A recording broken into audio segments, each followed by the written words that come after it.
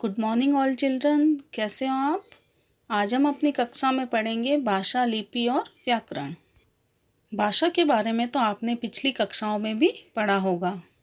जैसे भाषा वह है जैसे अपने मन की बात दूसरों तक पहुंचाने के लिए हम जिस साधन का प्रयोग करते हैं उसे भाषा कहते हैं।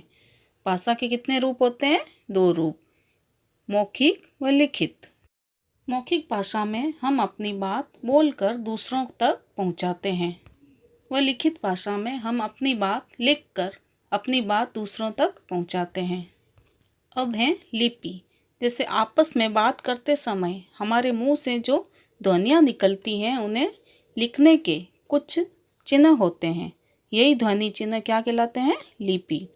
अपनी हिंदी भाषा की कौन सी लिपि है? देवनागरी लिपि। अब है लिपि की परिभाषा। भाषा को लिखने के लिए निर्धारित किए गए चिन्हों को लिपि कहते हैं।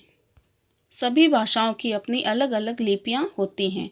जैसे संस्कृत भाषा की देवनागरी, पंजाबी की गुरुमुखी, उर्दू की फारसी, हिंदी की देवनागरी, बंगला की बांग्ला, अंग्रेजी की रोमन, ये आदि लिपियां होती हैं। अब है व्याकरण।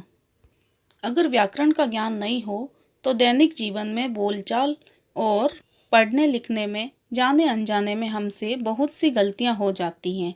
इसी के अभाव में व्याकरण का ज्ञान होना बहुत ज़रूरी है। भाषा के सही प्रयोग के लिए शब्दों और वाक्यों के शुद्ध रूप को जानने, समझने और सीखने के लिए व्याकरण का ज्ञान होना बहुत ही आवश्यक है। अब है व्याकरण की परिभाषा। भाषा के शुद्ध रूप का ज्ञान कराने वाले शास्त्र को व्याकरण कहते हैं। अब आपको भाषा, लिपि और व्याकरण के बारे में समझ में आ गया होगा। आज आपको होमवर्क में ये परिभाषाएं करके आनी है व याद भी करनी है। बाय बच्चों।